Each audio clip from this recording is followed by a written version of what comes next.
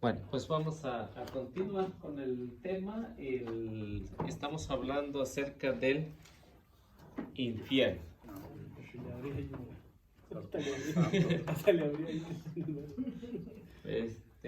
Pues tocamos algo la semana pasada de lo que es el infierno. Es una realidad. No es que negar el infierno, decir se acaba el infierno, ¿no? El infierno es el dogma en el que debemos estar presente, en que es una realidad, no es un mito, es una realidad. Ya había dado algunos textos bíblicos, Isaías 66, 24. que era 24, 66, 24, Mateo, que era 13, 41, y varios textos bíblicos que estuvimos analizando. También Mateo capítulo 25, versículo 41, pues Jesús nos va a dejar saber, ¿no? Entonces, en el Antiguo Testamento, Isaías es el que habla acerca del infierno. Nuevo Testamento, sabemos que Jesús usó mucho el libro de Isaías. Y como son muchos libros de Isaías, entonces respalda lo que Isaías ya había dicho unos 700 años antes de Cristo, ya lo había dicho acerca de lo que era el infierno. Entonces, Mateo capítulo 25, versículo 41, nos va a dejar saber que no es un juego. Y si no es un juego, entonces debemos de saber que el que no quiere componer su vida, pues triste calavera, ¿no? ¿Qué tiene Mateo 21? A ver. Dice, dirá pues a los que estén a la izquierda, malditos, aléjense de mí y vayan al fuego eterno, que ha sido preparado para el diablo y para sus ángeles. Entonces son palabras fuertes, no es un juguete lo que Jesús está diciendo. Y ojalá que todos estemos a la derecha, no a la izquierda. No hay que tirarle a la izquierda porque allí hay lumbre. Por eso dice, al mismo tiempo dirá los que estén a la izquierda, maldito, aléjense de mí, vayan al fuego eterno que ha sido destinado para el diablo y sus secuaces. Como ven, el infierno no fue creado para el ser humano, para los hijos de Dios, no fue creado para eso. El infierno fue creado para Satanás y todos sus secuaces. Entonces, ¿qué es lo que hace Satanás? Pues nos prueba y nos prueba y nos prueba, y nos hace caer y nos hace caer en pecados mortales o en pecados veniales. Pero los que sí arrastran al infierno por completo son los pecados mortales. Eso sí, no hay ningún abogado que los pueda pues librar de ahí. Solamente si hay un arrepentimiento en nuestro corazón y que podamos perdonarlo, por la misericordia de Dios los perdona, pero no tenemos que llegar hasta ese extremo, llegar a los pecados mortales, porque nos llevan derechito a la condenación. ¿Cuántos de ustedes quisieran ir para allá? Ninguno, ¿ah? Nadie. Sí, y nadie de los que están afuera quiere ir para allá. A veces cuando en el trabajo dicen, no, está bastante caliente, parece que estamos en el infierno. Pues imagina, si aquí está caliente, ¿cómo estará en el infierno? Así que más vale que se porten bien, ¿no? Entonces, hay documentos en la iglesia, por ejemplo, el catecismo, el documento también que aparece ahí, que es el numeral 76, 409, 411, 801, 858, 1002, 1351, 1575. Son documentos de la iglesia que, por ejemplo, el que está ahí, que es DS, es Tessinger, es documento de la iglesia que dice: la enseñanza de la iglesia afirma la existencia del infierno y su eternidad, Las almas de los que mueren en estado de pecado mortal descienden a los infiernos inmediatamente después de la muerte y allí sufren la pena del infierno, del fuego eterno. Esto avalado por lo de las Sagradas Escrituras de Isaías, de Mateo, de Marcos también. Marcos, que nos va a hablar también en Marcos capítulo 9, versículo 48 al 49. Nos habla, ¿no? Desde el versículo 47 de Mateo, de Marcos, también habla. Y luego sigue diciendo, la pena principal del infierno consiste en la separación de Dios, en quien únicamente puede tener el hombre la vida y la felicidad para que ha sido criado y a las que aspira. Entonces, solo el numeral del Catecismo de la Iglesia, 1035. Entonces hay una profunda enseñanza de lo que es el infierno, tanto en las Sagradas Escrituras como en la enseñanza de la Iglesia a través de estos documentos.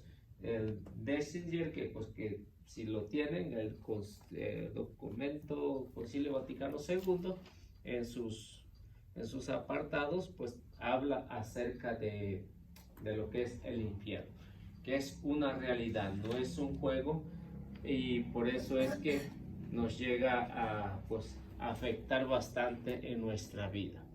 Entonces, el pecar es fácil.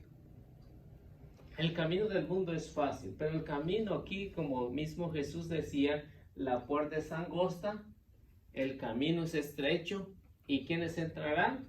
Solo los que se esfuerzan por hacer un cambio. Y si no nos esforzamos, pues tampoco podemos entrar. Así que hay que hacer méritos, hay que llevar una vida recta, lo más recta que se pueda. Si Dios, a través de su infinita misericordia, pues si cometemos un pecado leve, pues nos los perdona, y lógicamente si morimos sin ello, pues vamos a purificarlo y tenemos la esperanza de que vamos al cielo, vamos a la gloria, ¿no? Entonces hay que saber distinguir, porque por ejemplo, hoy en día, pues a veces la gente me pregunta ¿qué diferencia hay entre la gloria y el cielo? Porque todo el que se muere, aunque sea el más peor, el más malo, dice, se fue al cielo. Y en cierta manera tienen lógica, ¿no? En cierta manera tienen lógica, porque se va al cielo a ser juzgado. Y nosotros no decimos se fue a la gloria, ¿no? Entonces, no se va a la gloria sin antes pasar por el cielo. ¿Sí? Entonces, al cielo se va para ser juzgado, donde está Dios. Dios está, ¿dónde dice el Padre Nuestro? En el cielo. En el cielo. Entonces, todos los que nos vamos muriendo, todo el que se va muriendo, va al cielo a entregar cuentas. Y de ahí se designa para dónde va. O sea, gloria, infierno o purgatorio. Pero sí, si nada más lo podemos hablar, hay solo dos caminos, el infierno y la gloria, nada más. Entonces, ¿sí entendimos ahí? Que todos vamos al cielo, pero no todos vamos a la gloria, esa es la diferencia. Entonces, si le tiramos a la gloria, pues entonces hay que hacer las cosas bien, porque si no, está peligroso, está peligroso. Segunda carta de San Pablo a los Tesalonicenses 1:9 nos va a hablar, porque Nuevo Testamento nos instruye o nos da muchas pistas en el Nuevo Testamento. El Antiguo Testamento muy poco habla de esto, ¿no? Pero el Nuevo Testamento, muchísimas partes, muchísimos textos bíblicos que nos hablan acerca del infierno y acerca de la gloria. Y ya depende de nosotros, ¿no? Como dice, ¿quieres tomar lo frío o lo caliente? Ya de nosotros depende hacerlo. Por eso la libertad que Dios nos da. ¿Lo queremos hacer o no lo queremos hacer? Pues si lo hacemos, entonces tenemos tenemos que hacerlo, demostrar a través de que si realmente somos cristianos, pues tenemos que hacerlo. A ver, ¿quién tiene 2 de Corintios 1, de Tesalonicenses 1:9? A ver. Serán condenados a la perdición eterna, lejos del rostro del Señor y de su gloria irresistible.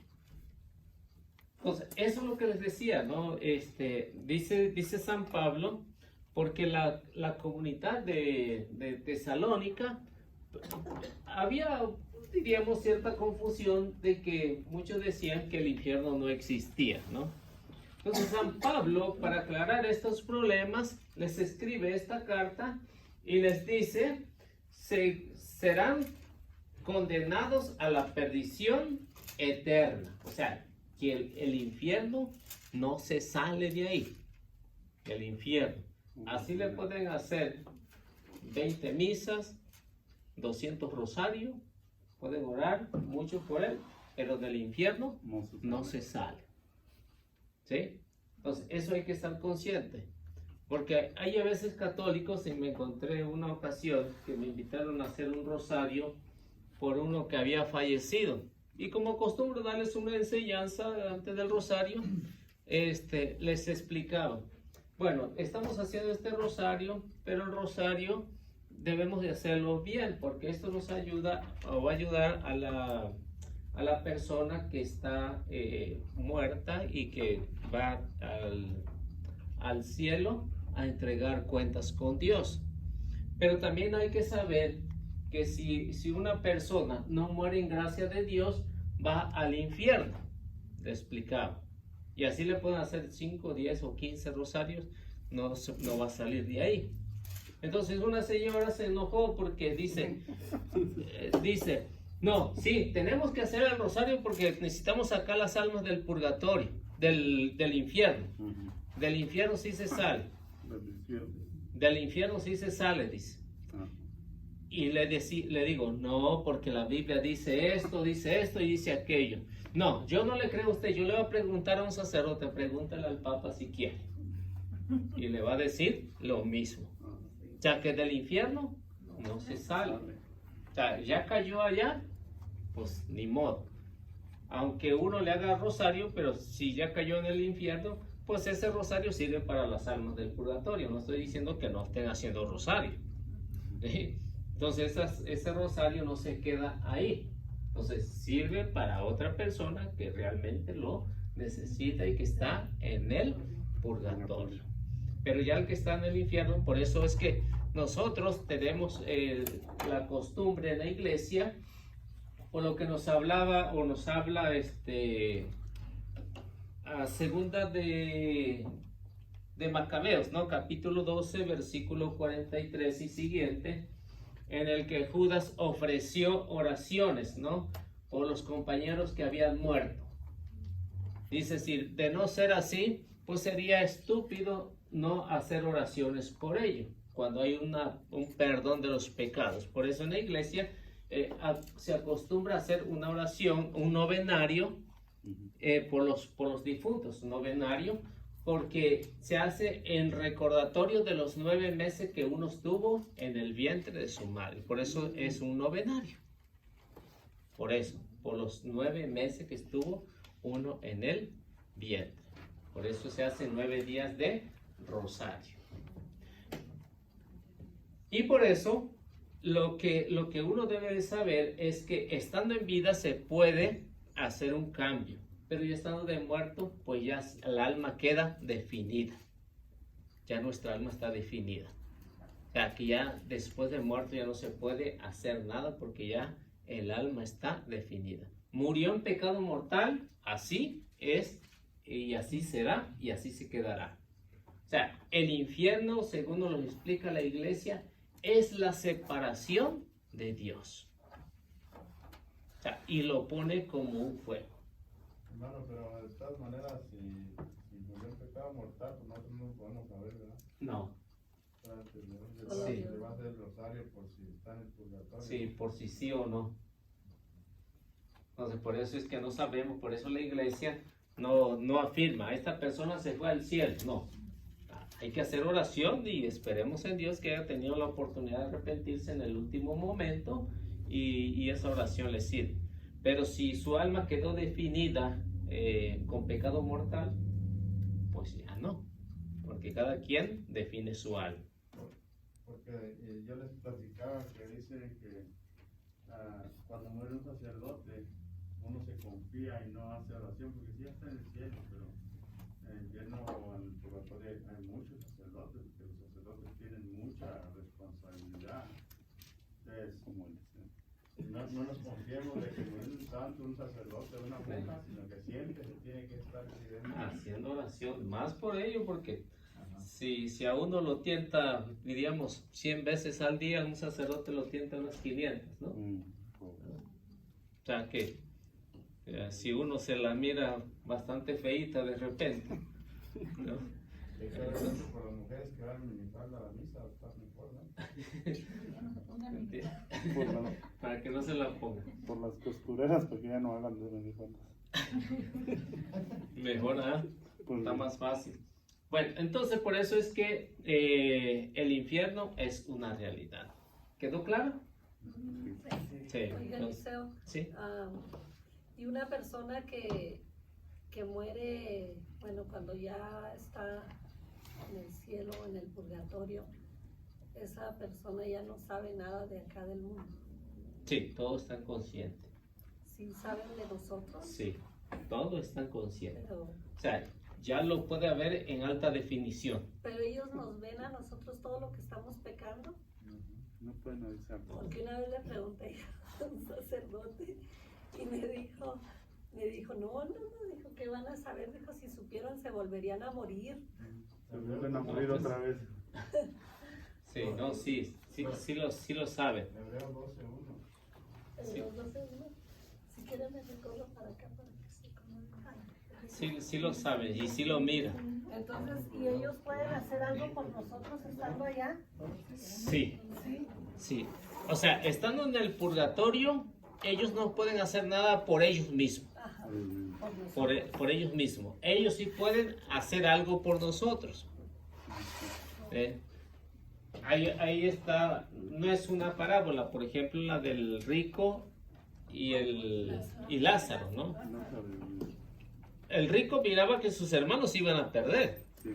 Sí. Y Lázaro y con Abraham miraban todo lo que estaba pasando, ¿no? Le pedía chance a que le dejaran venir. Sí. Reprender. No, sí lo miran, Pero no lo dejaron venir. no lo dejaron. Oiga, pero es Claro. un sufrimiento para ellos, ¿no? Ver que sus seres queridos se están condenando también. Por eso en el caso del rico, ¿no? Es más el sufrimiento para el rico porque él está pensando, está viendo a sus hermanos que están siguiendo el mismo camino de él, lo que nos habla el Evangelio de San Lucas, ¿no? Entonces, es más el castigo para ellos que para los que están allá en la gloria, ¿no? Como en el caso de Lázaro y Abraham, ¿no? Vemos que ahí entre Lázaro y Abraham no había sufrimiento, ¿no? No, al contrario le decía, allá tienen a los profetas, ya tienen a Moisés. Entonces vemos cómo le explicaba que hay personas que por intercesión de ellos, lógicamente, pues están haciendo un trabajo acá en la tierra. O sea que donde estén, nos están Sí. viendo, sea en el infierno, O sea, en la gloria. Ese es verlo en alta definición. ¿No? Entonces, si todo eso lo pueden ver, ¿no? Hay un testimonio, no sé si lo han visto, ¿no? Cuando vino esta que es de Colombia, la doctora Polo. No la que sale en la televisión, no. Sí. Sino a ella la mató el rayo, ¿no? La mató el rayo. Y dice que su espíritu, su alma, subía y que miraba todo el mundo, lo miraba todo el mundo. Lo miraba cómo estaba pasando, qué hacían los doctores, qué hacían las enfermeras. ¿No? Yo fui a verla cuando aquí estuvo en Ascensión, yo fui a verla. Y después me quedé a platicar con ella, nos quedamos ahí a platicar, no sé, no me acuerdo cuántos. pero sí, mire cómo estaba, ¿no? Porque dice, a lo mejor a mucha gente no cree, ¿no? Y pues toda esta parte la tiene, ¿no? Muy quemada todo eso, ¿no? Entonces, es real lo que ella estaba diciendo, ¿no? Porque dice que ella miraba a todo el mundo, miraba todo lo que ella había hecho, y era como una película, ¿no? Cuando va a alta velocidad, como ella estaba a favor del aborto y todo eso, pues ella lo cuenta en su testimonio, ¿no? Y entonces, como ven, el alma, nuestro espíritu, cuando sale de nuestro cuerpo, puede ver todo lo que está pasando en el mundo. Todo. Pero ya cuando están digamos, en la gloria, ya ahí no, o sea, uno dicen que se va a volver a encontrar allá, reencontrar allá, ¿verdad? Sí. Pero ya no sabemos, o sea, este es mi papá, este es mi hermano. Sí, ya no van a ser familiares, no va a ser esposa, ya no va a ser esposo, para que no lo estén aguantando ya. Por eso dice hasta que la muerte los separe. Sí. Hasta que Hasta que la muerte los Sí. nada más. Dicen que como ángeles, ¿verdad? Ya Sí, seremos como ángeles. No seremos ángeles, pero seremos como los Ajá. ángeles. O sea, en pocas palabras, superiores a ellos. Superiores a ellos, superiores a los ángeles. Somos superiores a los ángeles, ¿no? Somos superiores porque podemos comer a Cristo. Lo podemos comer en la Eucaristía y un ángel nunca lo ha podido comer, ¿no? Esa es la diferencia entre nosotros, que Cristo se ha quedado para que lo podamos disfrutar y que muchos a veces pues no lo disfrutan. Entonces somos superiores a ellos, ¿no? Pero somos inferiores a ellos porque nosotros estamos tentados también, ¿no? Somos inferiores en esa santidad. Ya ellos ya no pueden pecar, ¿no? Ya los que se fueron, pero ya los que se quedaron se van a quedar, o sea, están quedados, ¿no? Pero nosotros, esa es la diferencia, en que podemos llegar a la gloria o podemos llegar al infierno. Entonces no está definida nuestra alma, nuestro espíritu. Así que hay que trabajar. en la santidad. Hay que trabajar por la santidad. Hacer todo el esfuerzo que se pueda. Porque si no, está duro el asunto. Estamos peligrando. Sí. Si aquí está a 100 grados, allá va a estar a 100 millones de grados. Y aquí nos podemos quedar en un ratito y allá no, ahí es eternamente. Sí. Allá. Bueno, vamos a ver la siguiente, 8.44. La Inquisición. Vamos a ver la Inquisición. ¿Qué quiere decir la palabra Inquisición? La palabra Inquisición quiere decir investigación. Y esto es lo que muchos protestantes no saben también. ¿Qué significa la palabra Inquisición? Muchos hablan de que la iglesia fue la mala, de que la iglesia fue lo peor, de que la iglesia mató a miles y miles, y eso es falso, completamente falso. ¿Por qué? Porque debemos de saber que Inquisición significa investigación. Tanto en el Antiguo Testamento se hizo Inquisición como en el Nuevo Testamento, como en la nueva pueblo de Dios, se hizo Inquisición, o se hizo Inquisición. ¿Qué es lo que sucede? Antiguo Testamento, vamos a ver un poquito de lo del Antiguo Testamento para tratar de definir de acuerdo a la pregunta, y luego nos vamos por el siglo XII, cuando empezó la Inquisición, pues del nuevo pueblo de Dios. Entonces, ¿por qué se hace la Inquisición? Porque empiezan a haber herejías, empiezan a haber mentiras. ¿Y qué es lo que hace, en este caso, el antiguo pueblo de Dios? Guiados por Moisés, empiezan a realizar una investigación si está de acuerdo a lo que Dios ha dictado o no está de acuerdo. Si no está de acuerdo a lo que Dios ha dictado, entonces se le declara pena de muerte, porque va en contra de la fe. Cuando sucedió esto en el nuevo pueblo de Dios, fue precisamente por eso, porque hubieron grupos, los albigenses, por ejemplo, los cátaros y otros grupos que empezaron a estar en contra de la enseñanza de la Biblia, en contra de la doctrina que Cristo ha establecido, que había establecido cuando la funda. En el Antiguo Testamento, por ejemplo, podemos ver Levíticos capítulo 20, versículo 14, para que nos demos una idea que muchos se extravían o se habían extraviado de la fe. Pero el solo razonamiento que ellos tenían humanamente no les alcanzaba para poder diferenciar que si era una mentira o una herejía o era una verdad, y querían cambiar la doctrina, la enseñanza de Dios establecida en la ley. Y por eso lo que encontramos ahí en Levíticos 24:14 nos va a dejar saber que algunos se andan saliendo de la enseñanza de Cristo. ¿Quién nos tiene? 24:14. Sí. Saca al blasfemo fuera del campamento. Todos los que lo oyeron pondrán las manos sobre su cabeza y toda la comunidad lo apedreará. ¿Qué dice? ¿Saca a quién? Al blasfemo. Al blasfemo. Se revela. ¿Por qué? Porque va en contra de las enseñanzas de Dios. Va en contra. El que blasfemia va en contra de las enseñanzas de Dios. ¿Saben qué es una blasfemia? ¿Ah? Es una ofensa grave a la doctrina. A la doctrina. La doctrina, a las enseñanzas de Dios. Es una ofensa grave. Y cuando es una enseñanza grave, por eso en el caso de la ley de Moisés, en Levítico, decía, el blasfemo hay que Apedrearlo. apedrear. Ponerle la mano en la cabeza y dejarles caer unas cuantas piedritas. ¿Para qué? Para que los demás vean de que va en contra de las enseñanzas de Dios. Entonces se realiza una investigación, ¿no? No es que lo quisieran matar porque sí, no.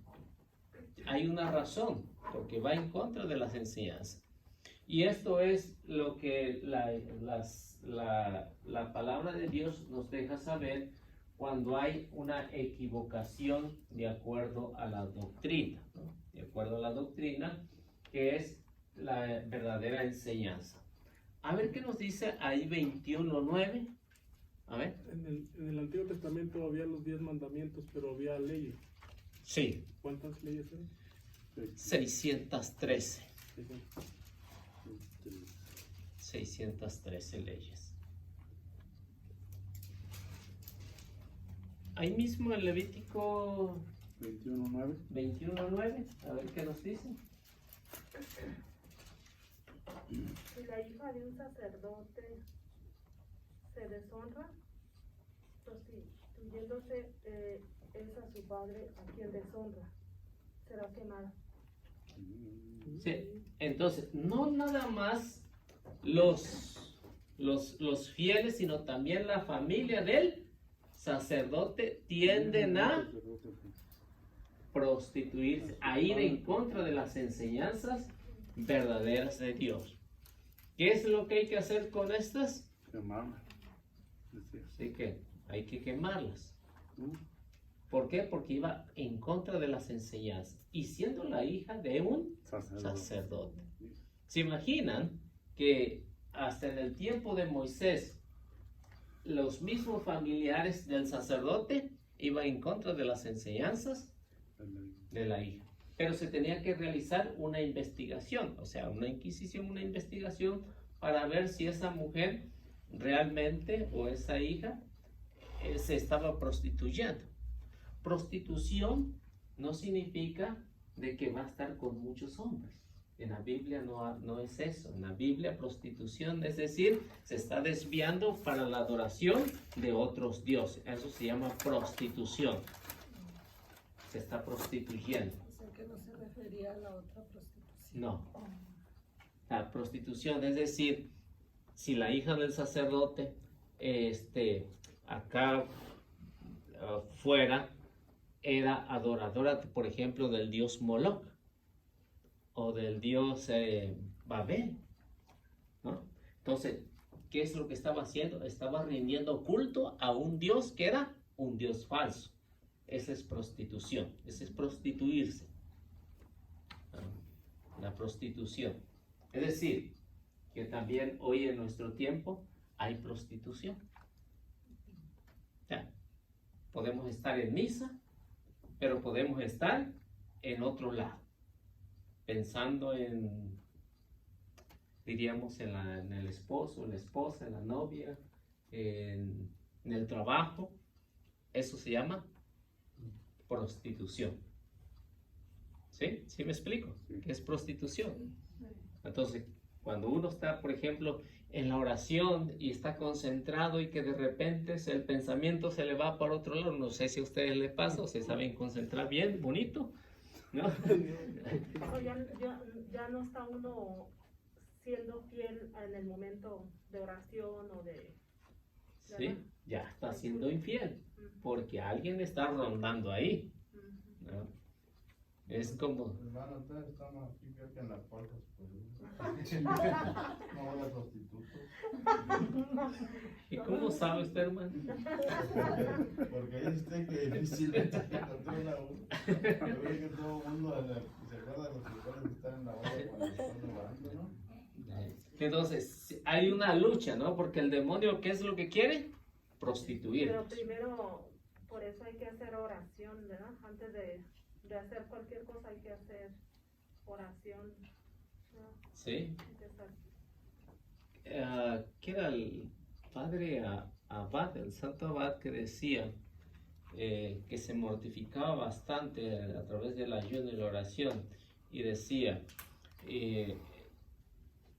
sacrifico mi cuerpo porque quiere esclavizar mi alma. O sea, a través de la oración, a través del ayuno, él la sacrificaba, ¿no? Él sacrificaba. Y no dejaba, ¿no? Era una lucha, ¿se imaginan? Si esos que tuvieron una lucha tremenda, entonces decía, tengo que dominar mi cuerpo a través del ayuno, la oración, porque este cuerpo quiere esclavizar mi alma, quiere esclavizar mi espíritu. Entonces no hay que darle gusto, ¿no? Entonces cuando esto sucede en nosotros, pues también hay que decir lo mismo, ¿no? Voy a hacer oración, voy a hacer sacrificio, voy a hacer esto, porque este cuerpo quiere esclavizar mi alma y no hay que permitirlo. Y por eso es que en el Antiguo Testamento, todo esto que sucede, no sé si les puedo dejar para que ustedes lo lean, hay muchos textos bíblicos que nos hablan acerca de personas que se quisieron desviar en el Antiguo Testamento con respecto a la fe. Bueno, ya les di Levítico 20:14, 21:9, ¿ah? Sí. Génesis 38:24, Josué 7:15. Voy muy rápido, ¿ahí está bien? Está bien. 7:15. Sí. Éxodo 22:18 al 20. Levítico 19:31.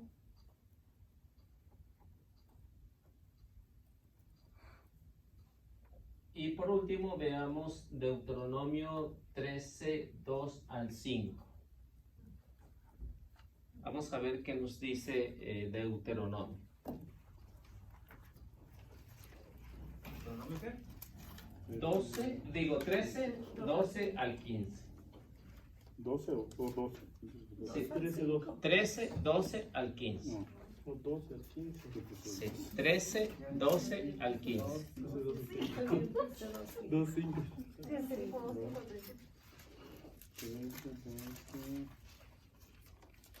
¿Le dije 12? Dos. Había dicho 2 al 5. Bueno, le agregamos todo. No. A ver si están despiertos. 12, 13, 12. Ya está, ¿viste? Y todo Israel lo oirá y temerá y dejará de cometer este mal en medio de ti. ¿El 15? ¿Hasta el 15? Sí. Ok. Si oyes decir que en una de las ciudades que Yahvé tu Dios te da para habitar en ella, algunos hombres malvados salidos de tu propio seno han seducido a sus ciudadanos diciendo, vamos a dar culto a otros dioses que vosotros no conocías. Consultarás, indagarás y preguntarás minuciosamente, y si es verdad, si comprueba que en medio de ti se ha cometido tal abominación. Hasta ahí. ¿Qué más pasa? Deberás pasar a filo de espada a los habitantes de esa ciudad, la consagrarás al anatema con todo lo que haya dentro de ella. Ay.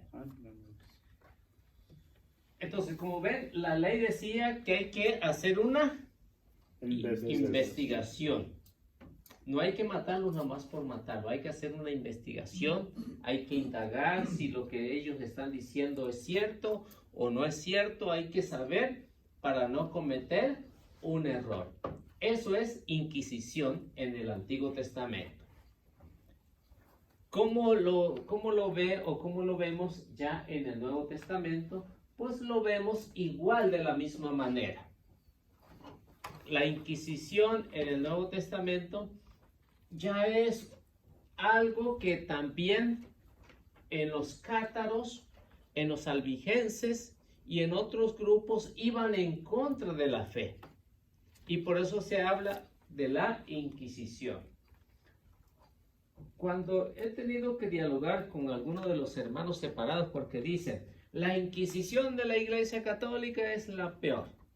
Bueno, entonces vamos a hablar de cuál Inquisición. Porque ellos piensan que la Inquisición únicamente la aplicó la Iglesia Católica, y eso es mentira. Hubieron 3 inquisiciones. Uno, de parte de la Iglesia. Otro, de parte de España, la Inquisición española. Y la tercera es la Inquisición protestante. Pero como nada más oyen hablar de Inquisición, y aunque sea la protestante, aunque sea la española, todo le atribuyen a la Iglesia. Y eso es falso. Eso es completamente falso. ¿Por qué? En la Iglesia se realizaba precisamente lo que dice Deuteronomio. Se realizaba una investigación para ver si estas personas estaban de acuerdo a la fe o no estaban de acuerdo a la fe. Si no estaban de acuerdo a la fe, le daban la oportunidad de arrepentirse y no pasaba nada. Le daban la oportunidad.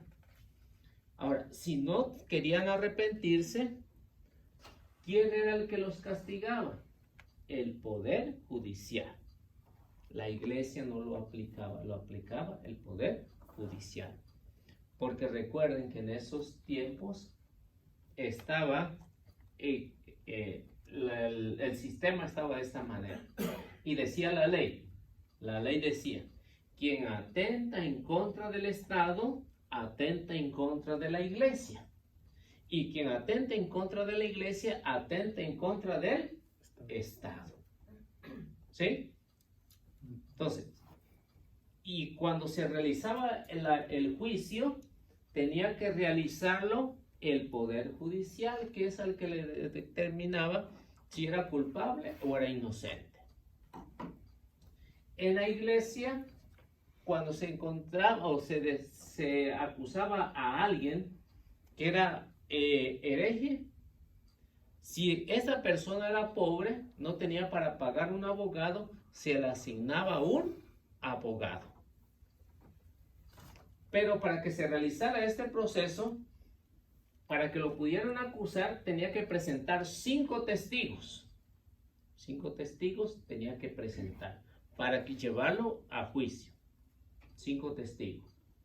Si eran 4, no lo podían llevar. Tenía que ser 5 testigos para que lo pudieran condenar o lo pudieran absolver.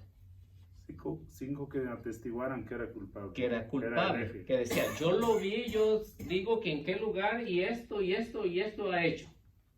¿No? Era hereje. Porque en esto evitó la iglesia que hubiera abuso. Por ejemplo, si yo hubiera sido esa persona, aunque yo no hubiera cometido ninguna herejía, pero si tenía, por ejemplo, de enemigo, vamos a poner un ejemplo, vamos a tomar algunos nombres de aquí, ¿no? Supongamos que estaba Polo, que era mi enemigo, estaba Flor, que era mi enemiga, estaba Don Jesús, que era mi enemigo, estaba Carlos, que era mi enemigo, estaba Don Abel, que era mi enemigo. Entonces, sí, porque esto pues solía suceder, ¿no? Solía suceder que una persona tuviera varios enemigos, ¿no? Entonces, ¿qué hacían los enemigos? Se unían entre ellos y decían, vamos a acusarlo para que lo condenen a muerte. ¿Sí? Así se deshacían de él. Y tranquilamente se deshacían de él.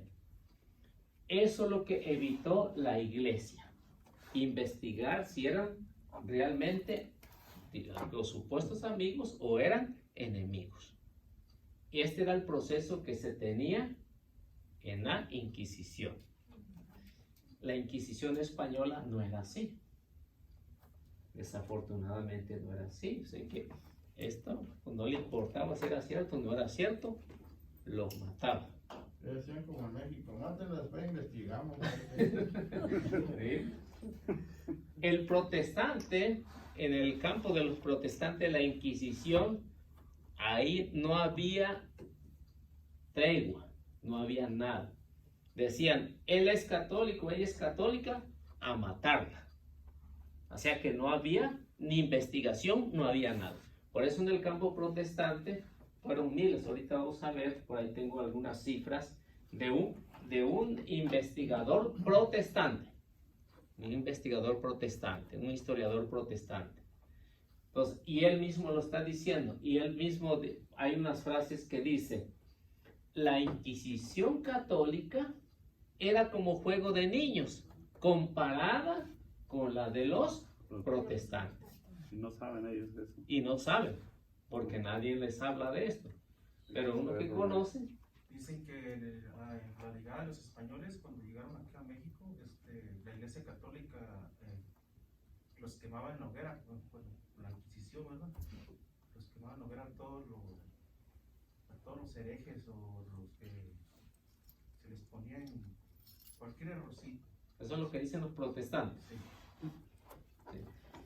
Entonces, debemos de saber que están las estadísticas, porque en la iglesia se llevaban los registros, en los 300 años de Inquisición.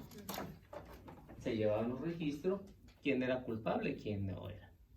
Pero que también se llevan los registros de las personas que se dieron a la fuga y que no fueron juzgados. En representación de eso se hacía un muñequito que se llamaba enflinge. Se hacía un muñequito y se quemaba para decir, ya chupó Juan. ¿No? Entonces, y por eso es que hay que saber si fue un muñequito de los que hicieron o fue en persona, porque se lleva el registro, ¿no? A los que se fugaban. A los que se fugaban y que no pasaban por la pena que se le aplicaba el Poder Judicial, ¿no? Entonces, repito otra vez que esto no lo hizo la iglesia, el castigo era impuesto por el Poder Judicial, por el poder de la ley. Entonces, a ellos es lo que les correspondía, 20 años en cárcel, destinado a la hoguera, aquel colgado, es el que decía cuál era su condena. ¿Sí me explico? Pero se tenía que hacer bajo la investigación, no es nada más que porque sí. Aquí en el libro nos da alguna información. La Inquisición fue instituida por el Papa Gregorio IX en el año 1232 para reprimir herejías, sacrilegios y graves delitos morales. cuando se trata de algo realmente grave y los acusados no se arrepentían, eran entregados a las autoridades civiles para que fueran castigados según la ley. Esto es lo que se hacía. Bien. Entonces, porque iba en contra de la moral, en contra de la ley de Dios. Una herejía de estos grupos, de los cátaros, de los albigenses y no recuerdo de otros grupos, para ellos decían que para poder llegar a la gloria, para poder llegar al reino de los cielos, aceptaban la muerte colectiva. ¿Se acuerdan lo que pasó hace años en Waco, Texas? Algo semejante tenían estos. Otros decían que uno no se podía casar porque el casarse, el tener relaciones, era pecado y por eso Adán y Eva habían pecado. Y eso no lo dice la Biblia, que por tener relaciones sexuales, al contrario, la Biblia dice, crezcanse, sean fecundos y multiplíquense. Ellos iban en contra de esto, decían, no hay que contraer matrimonio. Hay otra herejía de ellos que decían, por ejemplo, cuando salían a evangelizar, iban de 2 en 2. Iban de 2 en 2. Pero alguno de ellos se cansaba de esa doctrina y se fugaban, ¿sí? Daba la fuga. El otro, porque la ley de ellos decía que los dos tenían que comer a la misma hora, tenían que tomar a la misma hora, tenían que descansar a la misma hora, o sea, lo tenían que hacer juntos. En caso de que uno se diera la fuga, el otro no debería comer hasta que regresara, y si no dejarse morir de hambre. Ellos lo que decían. ¿Se imaginan? Esto iba en contra de las enseñanzas de la Biblia, ¿no? Por eso se realizó una investigación. Una investigación. Incluso muchos de ellos permitieron que sus hijos matarlos para que alcanzaran la gloria. Porque dice, entre más grande, más pecado. Entonces, ven que esto, la iglesia tuvo razón en aplicar la Inquisición, la investigación. Hermano, y como lo que está pasando ahorita se tomará como Inquisición, por ejemplo, los musulmanes, que ellos para un musulmán, lo mismo strong que es el Papa, son cristianos, ¿no? O sea, todo lo que no es musulmán, pues son cristianos, y están matando mucha gente a causa de eso, ¿no? Porque ellos dicen que el que no es musulmán puede ser enemigo de Dios. ¿Se cuenta como Inquisición? No, esa es una diferencia de fe que tienen, por ejemplo, en el caso de los musulmanes, porque para ellos, sobre todo, tienen que tener esa religión todo el mundo y quieren dominar a todo el mundo a través de esto. Pero no, las cosas no son así. Entonces, en ellos no hay una investigación, ¿no? Si ustedes se ven o miran las noticias, ellos no van a decir, aquí hay un montoncito de cristianos, los vamos a matar. Ellos no les importa en un mercado explotarse una bomba, no importa si son mismo de ellos o son de otras creencias, ¿no? No realizan una investigación. Nomás lo hacen porque así es lo que decía Mahoma, ¿no? De acuerdo a su doctrina. Pero no realizan ninguna investigación, entonces no se puede llamar Inquisición, porque no se realiza ninguna investigación. Hace poco los que decapitaron, ¿no? Los cristianos que decapitaron, ¿no? O la bomba que pusieron en Egipto, ¿no? En la iglesia, ¿no? ¿Cuántos mataron ahí? Muchísimos, ¿no? Nada más por ser católicos. Entonces estaban en la misa, no sé si ustedes supieron de eso, pues, hace que es como unos 2 años, 3 años, algo así, ¿no? Creo que se llamaba la parroquia, creo que tenía el nombre de la Virgen María, ¿no? Algo así. Entonces, si no se realiza una investigación, entonces no puede ser Inquisición. Tiene que realizarse una investigación. ¿Estos herejes en qué año, en qué época existían estas herejes? Siglo XII, siglo XIII.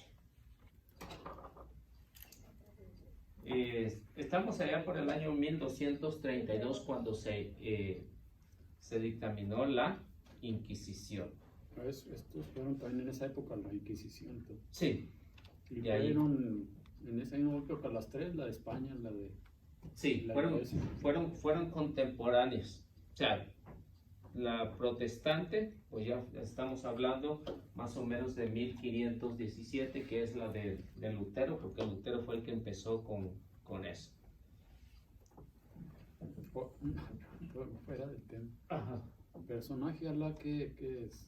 ¿La qué? Alá. Alá, según para los musulmanes, es el Dios de ellos. Para los mahometanos.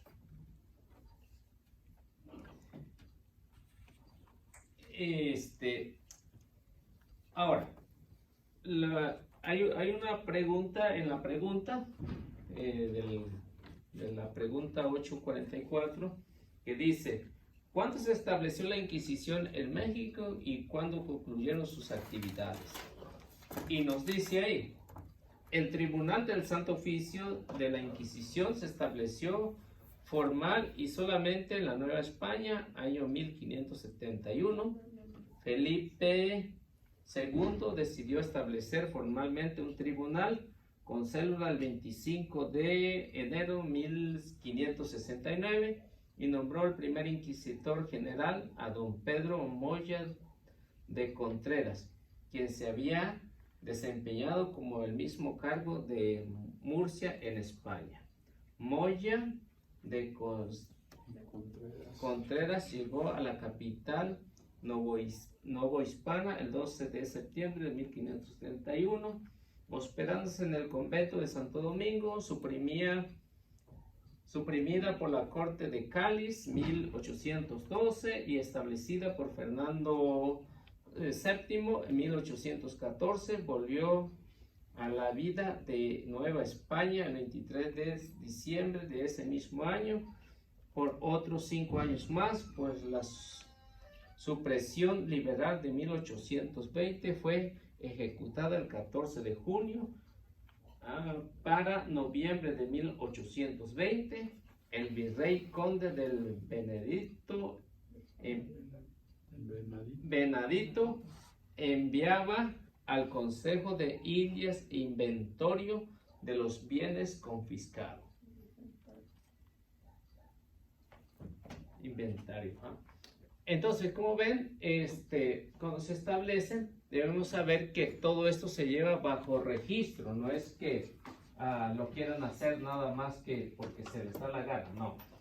Ahora, de acuerdo a las estadísticas sobre de las muertes de los tribunales de la Inquisición entre el siglo XV, siglo XVIII, en Europa, por cada 100 personas de muerte dictada por un tribunal ordinario, la Inquisición católica emitía una. Otros historiadores, llamados como Ricardo García Cárcel, estiman que el total de los procesados por la Inquisición a lo largo de la historia fue de unos 150,000. Aplicando el porcentaje de ejecutados entre el año 1500 a 1700 fue cerca del 2%. La cifra se aproxima a los 3,000 en todos estos años. Y aquí es lo que les decía el profesor Phillips White. Dice que fueron ejecutados poco más de 100 personas en los 250 años que tuvo función la Inquisición en América, de acuerdo a la Iglesia Católica, ¿no? Entonces, él no era católico. Entonces, pero de acuerdo a sus investigaciones, lo que él ha realizado, que fueron 100 personas en 250 años. 100 personas. ¿Se les hace mucho? No. No es mucho. Hay otro que se llama Sir James Steppe. Calcula que en 300 años hubo en Inglaterra protestante 264,000 condenados a muerte por diversos delitos, unos 800 por año, más de 2 por día. Inglaterra, protestante. Entonces fueron 264,000 que mataron los protestantes. De eso no dice. Y de eso nos dice 200, ¿qué? 64,000. Así que un total de 800 por año, más de 2 por día. Los que deportan son diablos. ¿Los primeros de qué siglos dijo la primera estadística? Primero que- Siglo XV al siglo XVIII en Europa. 100 por un tribunal. ¿Y luego que sigue en la segunda? Dice? ¿Ah? Después de que dice 100 por un tribunal y luego 1 por en ese. Después de que dice en el 18 y en el 15 y el 18 en Europa 100 por un tribunal. En Europa, por cada 100 personas que estaban condenadas a muerte, editada por un tribunal ordinario, la Inquisición Católica emitía uno. 1%. Y luego en Lutero, fundador del protestantismo, en 1525 escribe a los nobles. Escribe de esta manera Lutero: matad a cuanto campesino podáis, hiera, pegue, degolle a quien pueda, feliz si muere en ellos, muere de obediencia a la palabra divina. Más de 100,000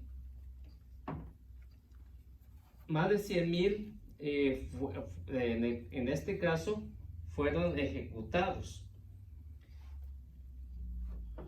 Y luego sobre los judíos, en esa Inquisición sobre los judíos, Lutero escribía en su famosa charla sobre mesa, decía: arrójenles quienes quiera que pueda azufre y alquitrán. Si uno pudiera echarlos al fuego del infierno, tanto mejor, y esto debe hacerse en honor a nuestro Señor y del cristianismo. Sean sus casas astilladas y destruidas, se han quitado los libros de sus oraciones y talmudes y también todas sus Biblias. Prohibirles a los rabinos las enseñanzas, pena de muerte ahora en adelante, y estos fueron poco más expulsados del país, y le decía como perros rabiosos. Y de esto se basó Hitler para matar a los judíos, de esto que encontramos aquí. Estas fueron las ideas. En Alemania, que era protestante, fueron quemadas más de 100,000 brujas, hasta niños de 7 años y ancianos moribundos. Un juez solo quemó en 16 años a 800 brujas, un promedio de 50 por año. En Alemania, protestante. Entonces se dan cuenta que ahí sí estaba cruel. Si era católico, no le preguntaban que sí, por qué, o sea, le daban. Fíjense, en Alemania protestante no había una investigación. Decían, doña Panchita es bruja. Llegaban y la quemaban ahí. No le preguntaban que si era cierto o no era cierto. Así que doña Flor es bruja y la quemaban. María es bruja y la quemaban. Entonces, de esos números que dijo, no había investigación. No había investigación. En el protestantismo, la Inquisición protestante, no había investigación. Nada más le decían, este es brujo, aquella es bruja. Entonces era una acusación. Y con eso tenía para quemar. Entonces, tal vez fueron muchos inocentes, ¿no? Sí. O sea, si tenía un enemigo o una enemiga, o sea, que eso les importaba. No se realizaba una investigación. Como fuera, lo quemaban, lo ejecutaban luego. Por eso dice que hasta niños de 7 años que eran niñas que eran acusadas de brujas. Porque la mentalidad de ese tiempo hay que pensar, y la Inquisición, como al protestante les digo, la Inquisición no se juzga de acuerdo a nuestro tiempo, sino se juzga de acuerdo a la historia, aquellos años. Porque la mentalidad que decían que una bruja en solo pensar en la leche de una vaca se la sacaba, se la robaba, que tan solo con pensar. Hoy en día se piensa eso. La leche, ¿No? pero no. Se piensa en la leche, pero no se le saca la vaca, ¿no? ¿No? Pero en ese tiempo tenía esa mentalidad. Que si una vaca no daba leche es porque una bruja había pensado en la leche de la vaca. No la tomaba, no pensaba. ¿No? Entonces hay que juzgarlo de acuerdo a la mentalidad de aquellos años, porque decían que un brujo tenía muchísimo poder y por eso se perseguía mucho a las pobres mujeres, ¿no?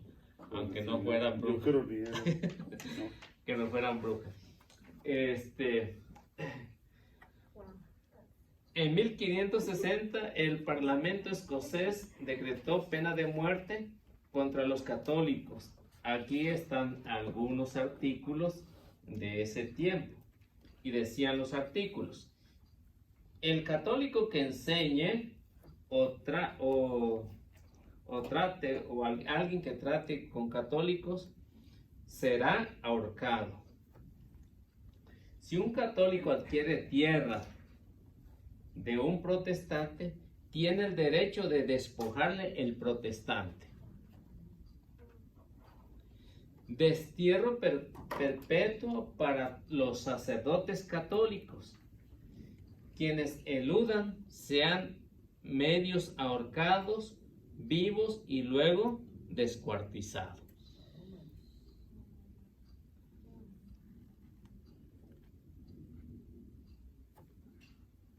La comunidad calvinista de París, Orleans, Rouen, Lyon, Angers, en un sínodo general de 1559, decretaron pena de muerte para todos los herejes.